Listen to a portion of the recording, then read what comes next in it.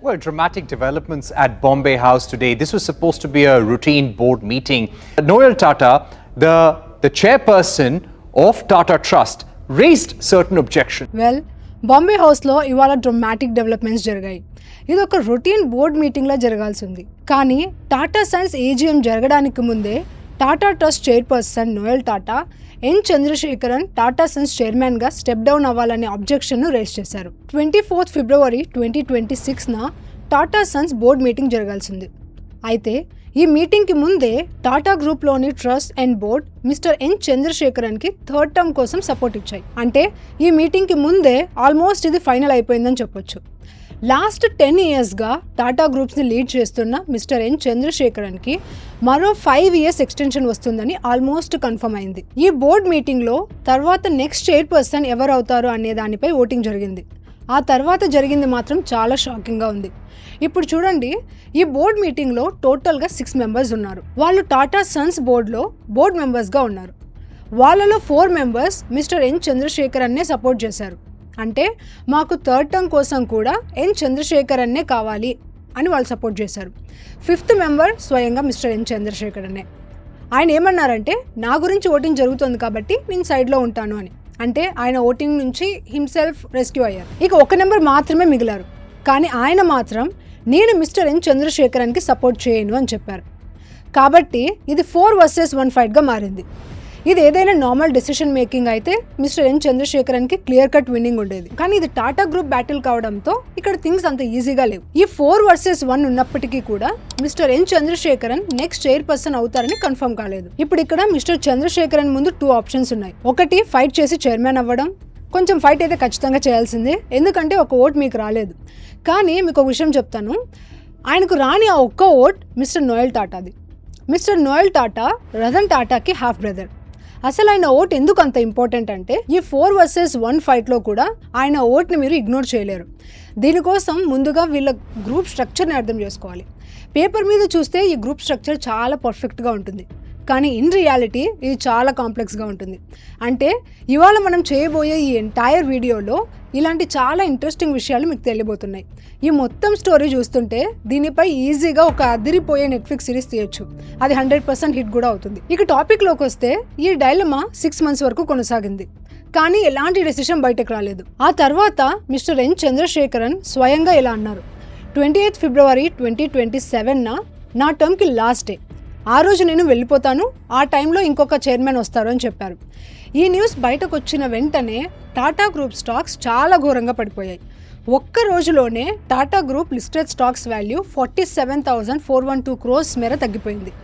ఇప్పుడు ఈ ఒక్క స్టాటిస్టిక్ చూస్తేనే మిస్టర్ చంద్రశేఖరన్ కంటిన్యూ అవ్వాలని షేర్ హోల్డర్స్ ఎంతగా కోరుకున్నారో అర్థమవుతుంది. అదే టైంలో ఇంకొక చాలా అన్యూజువల్ విషయం కూడా జరిగింది. 108 ఇయర్స్ తర్వాత మొదటిసారిగా Tata Sons annual general meeting ని కొంతకాలం పాటు టెంపరరీలీ స్టాప్ చేయాల్సి వచ్చింది. కాబట్టి ఇప్పుడు ఈ మొత్తం విషయాన్ని అర్థం చేసుకుందాం.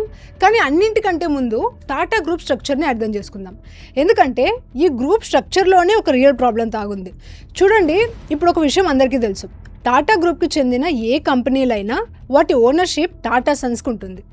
టాటా గ్రూప్లోని టీసీఎస్, టైటన్, వోల్టాస్ లాంటి ఎన్ని కంపెనీస్ ఉన్నాయో వాటి అన్నింటి షేర్స్ని టాటా సన్స్ హోల్డ్ చేస్తుంది. అంటే మీరు షేర్ హోల్డర్స్ని చూస్తే ఎగ్జాంపుల్కి టీసీఎస్లో దాదాపు 73% స్టేక్ టాటా సన్స్ది. అదేవిధంగా టాటా పవర్ అయినా రిమైనింగ్ టాటా గ్రూప్ కంపెనీస్ అయినా వాటిలో టాటా సన్స్ ఓనర్షిప్ ఉంటుంది. ఇప్పుడు ఈ టాటా సన్స్ గురించి చూస్తే మీకు అనిపించవచ్చు, టాటా సన్స్ ఉంది కాబట్టి టాటా సన్స్ చైర్మన్ చేతిలోనే మొత్తం కంట్రోల్ ఉంటుంది అని. కానీ అలా కాదు. టాటా సన్స్కి చైర్మన్ మిస్టర్ ఎన్ చంద్రశేఖరన్, కానీ ఆయన చేతిలో కూడా అంత కంట్రోల్ ఉండదు. ఆయన కూడా ఇంకొకరికి రిపోర్ట్ చేయాల్సి ఉంటుంది, అంటే ఒక స్టెప్ పైకి. అందుకే ఇప్పుడు మీరు అర్థం చేసుకోవాల్సింది, టాటా సన్స్ని అసలు ఎవరు ఓన్ చేస్తారు. దానికోసం డిఫరెంట్ టాటా ట్రస్ట్ని అర్థం చేసుకోవాలి. వాటిలో 2 మేజర్ ట్రస్ట్ ఉన్నాయి, sir Dorabji Tata trust and sir Ratan Tata trust. ఇందులో సర్ దొరబ్జీ టాటా ట్రస్ట్కి దాదాపు 28% స్టేక్ ఉంది. అలాగే సర్ రతన్ టాటా ట్రస్ట్కి 23.56% స్టేక్ ఉంది. ఆ తర్వాత కొన్ని చిన్న చిన్న ట్రస్ట్ కూడా ఉన్నాయి. వాటిలో కొన్నింటికి 3% స్టేక్ ఉంది, మరికొన్నిటికి 4% స్టేక్ ఉంది. ఇలా different Tata trust Tata Sons తో స్టేక్స్ హోల్డ్ చేస్తున్నాయి. ఇక వీడియోలో ముందుకెళ్లే ముందు మీకు ఇలాంటి finance, stock market and investments related in depth research videos కావాలంటే subscribe to Finnovations Telugu channel. We are a SEBI registered firm and also wealth management company. Coming to the topic, ఇప్పుడు ఈ మొత్తం స్ట్రక్చర్ ని అర్థం చేసుకున్న తర్వాత నేను మిమ్మల్ని ఒక క్వశ్చన్ అడిగితే ఈ మొత్తం హైరార్కీలో అత్యంత పవర్ఫుల్ పర్సన్ ఎవరు? అప్పుడు మీరేమంటారు? మీరు చెప్పేది టాటా ట్రస్ట్కి చైర్మన్గా ఉండి ఈ మొత్తం హైరార్కీలో అందరికంటే పైన ఉన్న వ్యక్తి మోస్ట్ పవర్ఫుల్ పర్సన్ అని. He is none other than mister Noel Tata. Mister Noel Tata Ratan Tata మరణించిన తర్వాత అక్టోబర్ 2024లో టాటా ట్రస్ట్ చైర్మన్గా వచ్చారు. రతన్ టాటా వెళ్ళిపోయిన తర్వాత ఇక్కడ చాలా చేంజెస్ జరిగాయి. అలా నోయల్ టాటా ఇక్కడికి వచ్చారు. మరి ఇక్కడున్న టాటా ట్రస్ట్ చైర్మన్ ఈ మొత్తం హైరార్కీలో కింగ్ అయ్యారు. ఇప్పుడు ఓటింగ్ జరిగినప్పుడు బోర్డ్ రూమ్లో ఎవరెవరు ఉన్నారు ముందుగా ఇది అర్థం చేసుకుందాం. అక్కడ ఉన్న వాళ్ళు నోయల్ టాటా, ఆ తర్వాత వేణు శ్రీనివాసన్, ఆయన టాటా ట్రస్ట్కి వైస్ చైర్మన్, ఆ తర్వాత ఎన్ చంద్రశేఖరన్ ఎందుకంటే ఆయన టాటా సన్స్కి చైర్మన్, ఆ తర్వాత సౌరభ్ అగర్వాల్ ఆయన టాటా గ్రూప్కి CFO. ఈ నలుగురు కాకుండా ఇంకా ఇద్దరున్నారు, వాళ్ళు బేసిక్లీ ఇండిపెండెంట్ డైరెక్టర్. ఇప్పుడు ఈ ఆరుగురిలో చూస్తే టాటా ట్రస్ట్ వైస్ చైర్మన్, ఆ ఇద్దరు independent directors and Saurabh Agarwal, వీరందరూ మిస్టర్ ఎన్ చంద్రశేఖరన్కి థర్డ్ టర్మ్ కోసం సపోర్ట్ చేశారు. కానీ నోయల్ టాటా సపోర్ట్ చేయలేదు. అండ్ బికాజ్ నోయల్ టాటా హైరార్కీలో అందరికంటే పై స్థాయిలో ఉన్నారు, ఆయన ఓట్కి పవర్ కూడా చాలా ఎక్కువ. అందుకే ఆయన నుంచి ఒక ఓట్ రాకపోవడంతో ఈ మొత్తం ప్రాసెస్ ఆగిపోయింది. ఇది ఆల్మోస్ట్ 6 months పాటు ముందుకు వెనక్కి సాగింది. కానీ అయినప్పటికీ ఏ డెసిషన్ రాలేదు. అప్పుడు మిస్టర్ ఎన్ చంద్రశేఖరన్ అనుకున్నారు, ఓకే ఇక్కడ ఇంకా ఫైట్ చేయడం వల్ల యూజ్ ఏం లేదు, అందుకే ఆయనే అన్నారు సరే ఇక ఇది ఇక్కడితో ఆపేద్దామని. కానీ ఈ మొత్తం విషయం మీరు గమనిస్తే లాస్ట్ 2 yearsగా టాటా గ్రూప్ ఎప్పుడూ న్యూస్లోనే ఉంది. ఎగ్జాంపుల్కు రీసెంట్లీ నోయల్ టాటా వచ్చిన తర్వాత టాటా గ్రూప్లో వాళ్ళ హిస్టరీలోనే ఇంతకుముందు ఎప్పుడూ జరగని విధంగా ఏదో జరిగింది. ఏం జరిగింది? ఆ 2 బిగ్ చారిటబుల్ ట్రస్ట్లో ఒకటి సర్ రతన్ టాటా ట్రస్ట్. ఆ ట్రస్ట్ని స్టేట్ చారిటీ రెగ్యులేటర్ మీటింగ్ నిర్వహించకుండా బయటకు పంపింది. ఇది విన్న వెంటనే మీకు అనిపించుండొచ్చు వాళ్ళు ఏదైనా తప్పు చేసి ఉంటారు అని. కానీ అది టాటా గ్రూప్ కదా, అలా జరగడం పాసిబుల్ కాదు అనిపిస్తుంది. అసలు ఏం జరిగిందంటే సర్ రతన్ టాటా ట్రస్ట్లోని సోల్ ట్రస్టీని ఓట్అవుట్ చేశారు. అది కూడా రతన్ టాటాకి చాలా క్లోజ్గా ఉన్న వ్యక్తిని. ఆయన పేరు మెహ్లీ మిస్త్రీ. ఆయన మిస్త్రీ ఫ్యామిలీకి చెందినవారు. కానీ మెహ్లీ మిస్త్రీ మాత్రం సైలెంట్గా ఉండలేదు. ఆయన నేను ఫైట్ బ్యాక్ చేస్తానని చెప్పారు. ఆయన డైరెక్ట్గా రెగ్యులేటర్ దగ్గరకు కూడా వెళ్ళారు. అప్పుడు రెగ్యులేటరీ ఈ మొత్తం ట్రస్ట్ని టెంపరరీలీ ఫ్రీజ్ చేసింది. అదే టైంలో ఇకపై ఎలాంటి కొత్త మీటింగ్స్ నిర్వహించకూడదని కూడా చెప్పింది. ఇప్పుడు ఈ ఒక్క ట్రస్ట్ ఫ్రీజ్ అవ్వడం వల్ల టాటా గ్రూప్ ఎదుర్కొంటున్న ప్రాబ్లమ్స్ ఇంకా ఎక్కువయ్యాయి. అంటే మీకు చెప్పాలంటే నెక్స్ట్ చైర్మన్ ఎవరు అవుతారు అనే విషయం ఇప్పుడు ఇంకా చాలా ప్రాబ్లమాటిక్గా మారిపోయింది. నేను మీకు మొత్తం విషయాన్ని స్టెప్ బై స్టెప్గా ఎక్స్ప్లెయిన్ చేస్తాను. కానీ అంతకంటే ముందు నోయల్ టాటాకి మిస్టర్ ఎన్ చంద్రశేఖరన్తో ఎందుకు ప్రాబ్లం వచ్చి ఉండొచ్చో కూడా అర్థం చేసుకుందాం. వీళ్ళ మధ్య 2 విషయాలకు సంబంధించి డిసగ్రిమెంట్స్ ఉన్నట్టు ప్రైమా ఫేసి కనిపిస్తోంది. అందులో మొదటి విషయాన్ని ముందుగా అర్థం చేసుకుందాం. చూడండి, 2013 నుంచి 2023 వరకు ఈ 10 yearsలో టాటా సన్స్కి వచ్చిన డివిడెండ్ ఇన్కమ్లో 90% కేవలం ఒకే కంపెనీ నుంచి వచ్చింది. ఆ company TCS, Tata consultancy services. అందుకే మనం చూస్తున్నాం టాటా CCS నుంచి చాలా పెద్ద పెద్ద డివిడెండ్స్ ఇస్తుంది. అయితే మరోవైపు ఏఐలో ఇన్వెస్ట్ చేయాల్సినంతగా ఇన్వెస్ట్ చేయలేకపోయింది. బేసిక్లీ చూస్తే టాటా గ్రూప్ బిజినెస్ చేయడానికి 2 ఇంటెన్షన్స్ ఉన్నాయి. మొదటిది ప్రతి బిజినెస్కి ఉండే ఇంటెన్షన్ ప్రాఫిట్. కానీ రెండోది చాలా తక్కువ బిజినెసెస్కే ఉంటుంది ఆ ఇంటెన్షన్, ఆ డబ్బుతో చారిటీ చేయడం. అందుకే చాలా సంవత్సరాల క్రితమే వాళ్ళు చాలా చారిటబుల్ ట్రస్ట్ని ఏర్పాటు చేశారు. అండ్ నిజంగానే కూడా ఆ ట్రస్ట్ ద్వారా చారిటీ అండ్ సోషల్ వెల్ఫేర్ కోసం పని చేయడం కూడా స్టార్ట్ చేశారు. ఎగ్జాంపుల్కి ఈ ట్రస్ట్ ఇండియాలోనే ఫస్ట్ క్యాన్సర్ హాస్పిటల్ని నిర్మించాయి. దాని పేరు ది టాటా మెమోరియల్ హాస్పిటల్. అది ముంబైలో ఉంటుంది. 1941లో ఈ హాస్పిటల్ నిర్మించారు. అదే టైంలో ఎడ్యుకేషన్ స్పేస్లో కూడా చాలా వర్క్ చేశారు. పెద్ద పెద్ద సైన్స్ అండ్ రీసెర్చ్ ఇన్స్టిట్యూట్స్ నిర్మించడంలో వీళ్ళకి చాలా ఇంపార్టెంట్ రోల్ ఉంది. అలాగే క్యాన్సర్ ట్రీట్మెంట్ లేదా సర్జరీ చేయించుకోవడానికి డబ్బులు లేని వారికి ఈ ట్రస్ట్ ద్వారా ఫైనాన్షియల్ సపోర్ట్ కూడా లభిస్తుంది. అదేవిధంగా చదువుకోవడానికి డబ్బులు లేని వాళ్ళకి కూడా చాలామంది స్టూడెంట్స్కి స్కాలర్షిప్స్ కూడా అందుతాయి. ఇప్పుడు ఇక్కడ ప్రాబ్లం ఏంటంటే మీరు డివిడెండ్ కోసం 90% కేవలం ఒకే కంపెనీపై డిపెండ్ అవుతున్నప్పుడు ఆ కంపెనీకి గుడ్ డేస్ ఉంటే మీకు కూడా గుడ్ డేస్, బ్యాడ్ డేస్ ఉంటే మీకు కూడా బ్యాడ్ డేస్. ఇప్పుడు లాస్ట్ 5 yearsలో షాకింగ్గా ఏం జరిగిందంటే ట్రస్ట్కి గ్రాంట్గా ఇచ్చే మనీ లాస్ట్ 5 yearsలో 40% తగ్గిపోయింది. ఇప్పుడు చూస్తే టాటా గ్రూప్ తమ బిజినెస్ని చేయడానికి ఒక ప్రైమ్ రీజన్ వాళ్ళు పెద్ద స్కేల్లో చారిటీ చేయగలడం కూడా. కానీ ఇప్పుడు ఇక్కడ మనీ ఫ్లో తగ్గుతూ వచ్చింది. దీనికి ఒక main reason TCS business growth slow down అవ్వడం. ఒక రీజన్ ఏంటంటే ఏఐ బూమ్ వచ్చేసింది. అలాగే సెకండ్ రీజన్ కంపెనీ తనలో తాను పెద్దగా ఇన్వెస్ట్ చేయలేదు. రీసెర్చ్ అండ్ డెవలప్మెంట్ కానివ్వండి, మిగతా ఏరియాస్లో ఇన్వెస్ట్ చేయడానికి కానివ్వండి, ఎక్కడ కూడా వాడు ఏది ఇన్వెస్ట్ చేసిందే లేదు. దానికి బదులుగా చాలా త్వరగా డివిడెండ్స్ తీసుకుంటూ వచ్చారు. దానివల్ల కూడా లాంగ్ టర్మ్లో బిజినెస్ హ్యాంపర్ అవుతూ వచ్చింది. అదే టైంలో ఇక్కడ ఇంకొన్ని విషయాలు జరిగాయి.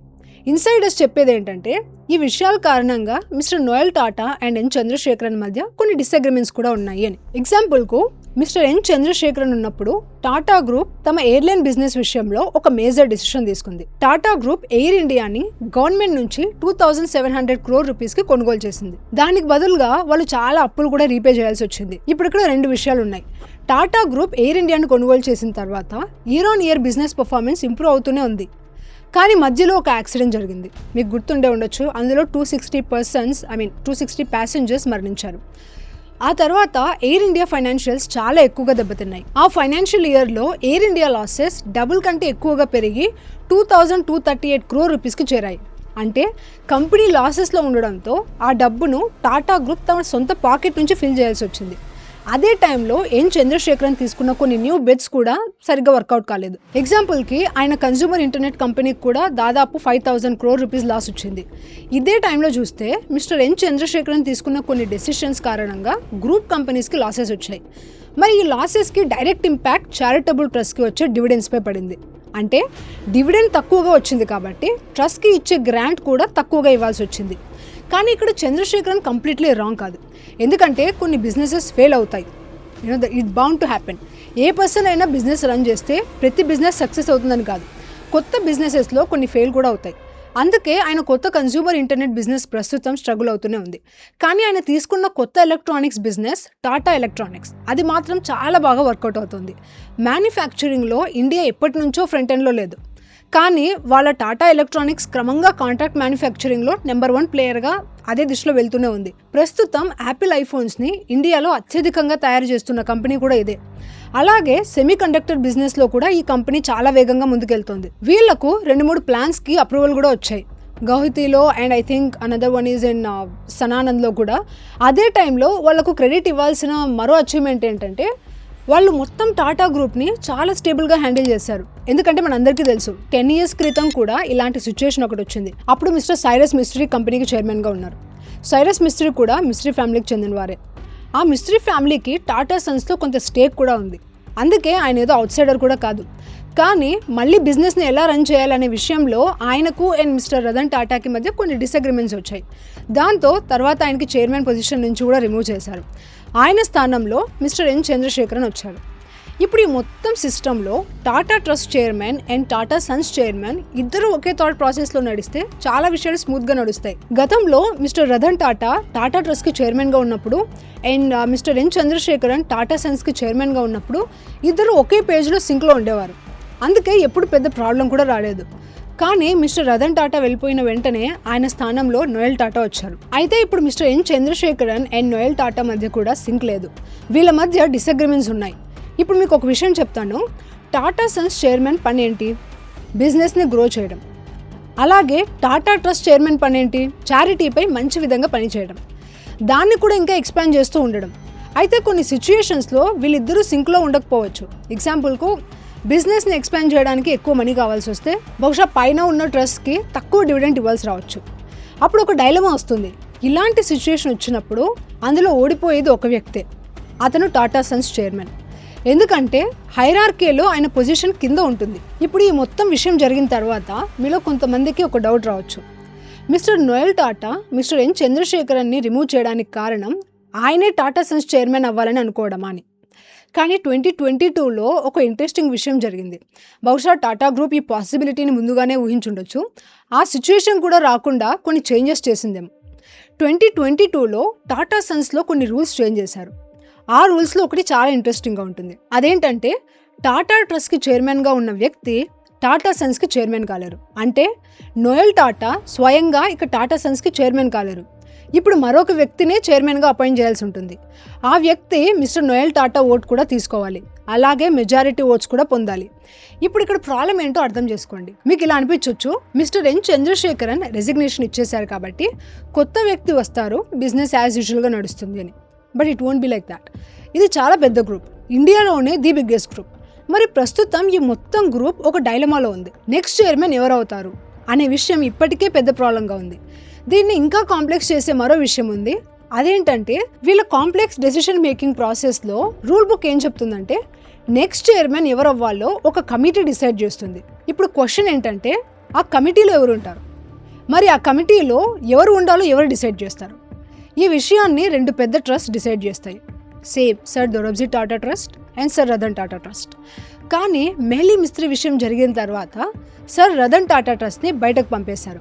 అంటే ప్రస్తుతం ఆ ట్రస్ట్ స్వయంగా మీటింగ్ కూడా నిర్వహించలేని సిచ్యువేషన్లో ఉంది. మరి అలాంటప్పుడు మిగిలిన మీటింగ్ ఏం జరుగుతుంది, ఎలా జరుగుతుంది? ఇప్పుడు ఒక ట్రస్ట్ మాత్రమే మిగిలింది. కానీ రూల్ బుక్ ఏం చెప్తుందంటే ఒక ట్రస్ట్ మాత్రమే కాదు, 2 ట్రస్ట్ కూడా కావాలి. అందుకే ప్రస్తుత పరిస్థితుల్లో మాకు అనిపించేది ఏంటంటే sir Ratan Tata trust issue solve అవ్వకపోతే ఈ డైలమా ఇంకా ఎక్కువ అవుతూనే ఉంటుంది. ఎందుకంటే ఇప్పుడు కొత్త చైర్మన్ని సెలెక్ట్ చేయాలి, కానీ రూల్ బుక్ మాత్రం ఇంకేదో చెప్తోంది. ఇప్పుడు ఈ మొత్తం సినారియో తర్వాత ఇక్కడ బేసిక్లీ 2 రకాల ఒపీనియన్స్ ఉన్న పీపుల్ ఉన్నారు. మొదటి వాళ్ళు మిస్టర్ ఎన్ చంద్రశేఖరన్ని కొంతవరకు అపోజ్ చేస్తున్న వాళ్ళలో కొంతమంది ఏమంటున్నారంటే లాస్ట్ 10 ఇయర్స్లో మార్కెట్ 13.2% రిటర్న్స్ ఇచ్చింది. అదే టైంలో టాటా గ్రూప్ మార్కెట్ వాల్యూ ఈ పీరియడ్లో 12.4% పర్ ఇయర్ మాత్రమే పెరిగింది. అంటే చూస్తే మార్కెట్ ఇండెక్స్తో పోలిస్తే టాటా గ్రూప్ గ్రోత్ కొంచెం తక్కువగా ఉంది. కానీ మిస్టర్ ఎన్ చంద్రశేఖరన్ని సపోర్ట్ చేస్తున్న వాళ్ళు కూడా ఉన్నారు. వాళ్ళలో నేను కూడా ఒకరిని. ఎందుకంటే నా బేసిక్ ఆర్గ్యుమెంట్ ఏంటంటే టాటా గ్రూప్ ఇండియాలోనే బిగ్గెస్ట్ గ్రూప్. కాబట్టి మీరు దీన్ని 12.4% స్పీడ్తో కూడా గ్రో చేస్తున్నారంటే ఇండియాలోని లార్జెస్ట్ గ్రూప్కి అది కూడా ఒక పెద్ద గుడ్ స్పీడ్. అంతేకాదు ఈ 12.4% గ్రోత్ ఇంకా ఎక్కువ ఉండేదేమో ఒకవేళ టాటా గ్రూప్కి మరిన్ని లిస్టెడ్ కంపెనీస్ ఉండుంటే. ఎందుకంటే అట్ ప్రెజెంట్ చూస్తే లాస్ట్ ఫ్యూ ఇయర్స్లో వాళ్ళ ఓల్డ్ బిజినెసెస్ ఎగ్జాంపుల్కి టీసీఎస్ వాటి గ్రోత్ ఖచ్చితంగా స్లో డౌన్ అయింది. కానీ అదే టైంలో లాస్ట్ 10 ఇయర్స్లో కొత్త బిజినెసెస్లో చాలా ఎక్కువ ఇన్వెస్ట్మెంట్ చేశారు. దీనికోసం వాళ్ళు చాలా బెట్స్ తీసుకున్నారు. కానీ వాటిలో చాలా బాగా వర్కౌట్ అయిన business Tata electronics. Tata electronics list అయితే టాటా గ్రూప్కి దాని నుంచి ఒక చాలా స్ట్రాంగ్ మార్కెట్ వాల్యూ వస్తుంది. అలాగే ప్రస్తుతం వాళ్ళు బ్రేక్ ఈవెన్కి దగ్గరలో ఉన్నారని చెప్తున్నారు. కానీ రాబోయే రోజుల్లో త్వరలో అది ప్రాఫిటబుల్ కూడా అయిపోతుంది. దాని స్కేల్ చాలా పెద్దది. అందుకే టీసీఎస్ తర్వాత టాటా ట్రస్ట్కి మంచి డివిడెంట్ ఇవ్వగల నెక్స్ట్ కంటెండర్ ఎవరంటే నా దృష్టిలో అది టాటా ఎలక్ట్రానిక్స్. ఎన్ చంద్రశేఖరన్ లీడర్షిప్లో దాని ఫౌండేషన్ చాలా స్ట్రాంగ్గా ఏర్పడింది. అలాగే అది ఇప్పుడు స్కేలింగ్ వైపు కూడా వెళ్ళిపోయింది. అంతేకాదు మిస్టర్ ఎన్ చంద్రశేఖరన్ లీడర్షిప్లో టాటా గ్రూప్కి చెందిన మరికొన్ని కంపెనీస్ కూడా లిస్ట్ అయ్యాయి. ఎగ్జాంపుల్కి టాటా క్యాపిటల్, టాటా ఇంజనీరింగ్, వీటి నెంబర్స్ కూడా నేను చూశాను. టాటా క్యాపిటల్ నెంబర్స్ని నేను జస్ట్ క్యాజువల్గా చూస్తున్నాను. అక్కడ అమేజింగ్ గ్రోత్ కనిపించింది. అంటే వాళ్ళు కొత్తగా కంపెనీస్ని లిస్ట్ చేస్తున్నా, కొత్త బిజినెస్ని స్టార్ట్ చేస్తున్నా అక్కడ చాలా మంచి గ్రోత్ డ్రైవ్ అవుతుంది. కానీ ఎన్ చంద్రశేఖరన్ వెళ్ళిపోయిన తర్వాత ఇప్పుడు నెక్స్ట్ పర్సన్ ఎవరు వస్తారనే దానిపై మొత్తం టాటా గ్రూప్ ఫ్యూచర్ చాలా ఎక్కువగా డిపెండ్ అవుతుంది. ఎందుకంటే మిస్టర్ ఎన్ చంద్రశేఖరన్ మొదటి అవుట్ సైడర్. అంటే నిజమైన అర్థంలో చూస్తే ఆయనకు టాటా గ్రూప్లో ఎలాంటి స్టేక్ లేదు. ఆయన టాటా గ్రూప్లోకి వచ్చినప్పుడు 1987లో టాటా గ్రూప్లో జాయిన్ అయ్యారు. ఆ తర్వాత ఆయన తన ఎంటైర్ కెరియర్ టాటా గ్రూప్లోనే గడిపారు. 2009లో ఆయన టీసీఎస్కి సీఈఓ అయ్యారు. ఆ తర్వాత ఫిబ్రవరి 2017లో ఆయన్ను టాటా సన్స్కి చైర్మన్గా అపాయింట్ చేశారు. ఇది చాలా అన్యూజువల్ చాయిస్. ఎందుకంటే ఇంతకుముందు టాటా గ్రూప్కి చైర్మన్గా వచ్చిన వారందరూ టాటా ఫ్యామిలీతో ఏదో ఒక విధంగా కనెక్టెడ్గా ఉండేవారు. కానీ మిస్టర్ రతన్ టాటా ఇక్కడ కొంచెం అన్యూజువల్ డిసిషన్ తీసుకున్నారు. ఆ అన్యూజువల్ డిసిషన్ చాలా బాగా వర్కౌట్ కూడా అయింది. మిస్టర్ ఎన్ చంద్రశేఖరన్ టాటా గ్రూప్కి చైర్మన్గా వచ్చినప్పుడు గ్రూప్కి చెందిన లిస్టెడ్ కంపెనీస్ మొత్తం వాల్యుయేషన్ 8.22 lakh crore రూపీస్. ఇప్పుడు ఆయన నేను వెళ్ళిపోతున్నా అని డిసైడ్ చేసినప్పుడు ఆ listed companies valuation 24 lakh crore రూపీస్కి చేరుకుంది. అదే టైంలో ఆయన ఒక పెద్ద బిజినెస్ని కూడా బిల్డ్ చేశారు. అది ప్రస్తుతం ప్రైవేట్గా ఉంది. కాబట్టి ఈ నెట్ఫ్లిక్స్ సిరీస్ సీజన్ 2లో మనకు అర్థమవుతుంది. ఇంకా నెక్స్ట్ అప్డేట్ ఎప్పుడు వస్తుందో కూడా మనకు తెలియదు. Sir Ratan Tata trust issue ఎప్పుడు ఎలా సాల్వ్ అవుతుంది అనేది మనం నెక్స్ట్ సీజన్లో చూడాలి. నెక్స్ట్ చైర్మన్ ఎవరు అవుతారు అండ్ చైర్మన్ అయ్యే ఈ ఎంటైర్ ప్రాసెస్లో బోర్డులో ఎలాంటి ఇంట్రెస్టింగ్ థింగ్స్ జరుగుతాయి. ప్రస్తుతం కూడా చాలా ఇంట్రెస్టింగ్ థింగ్స్ అయితే జరుగుతున్నాయి. ఎందుకంటే మిస్టర్ నోయల్ టాటా వచ్చిన తర్వాత టాటా గ్రూప్ బోర్డ్ రూమ్ చాలా వోలటైల్గా మారిపోయింది. స్టాక్ మార్కెట్ కంటే కూడా ఎక్కువ వోలటైల్గా. సో సీజన్ 2 చాలా ఇంట్రెస్టింగ్గా ఉండబోతుంది. కాబట్టి ఈ మొత్తం ఇన్సైడ్ మ్యాటర్ ఇప్పుడు మీకు అర్థమైందని ఐ రియలీ హోప్. ఎందుకంటే బయట నుంచి చూస్తే నాకు కూడా మొదట్లో ఏం అర్థం కాలేదు, ఏం జరుగుతోంది, ఇది అసలు ఏం నడుస్తుంది అని ఏం అర్థం కాలేదు. కానీ దీనిపై రీసెర్చ్ స్టార్ట్ చేసిన తర్వాత ఆ team said we have to make a video about this అని.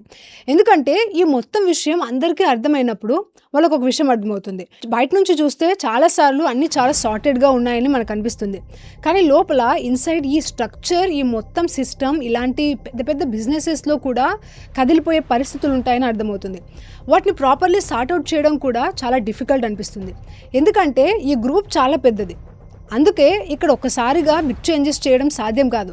కాబట్టి మీరు కూడా ఏదైనా కంపెనీ రన్ చేస్తున్నా లేదా మీరు కూడా ఏదైనా గ్రూప్ రన్ చేస్తున్నా ఈ విషయాలపై కూడా ప్రాపర్ అటెన్షన్ ఇవ్వాలి. ఒక ప్రాపర్ రూల్ బుక్ని రాబోయే 50 years 100 years దృష్టిలో పెట్టుకొని తయారు చేసుకోవాలి, ముఖ్యంగా మీది ఇలాంటి ఫ్యామిలీ బిజినెస్ అయితే.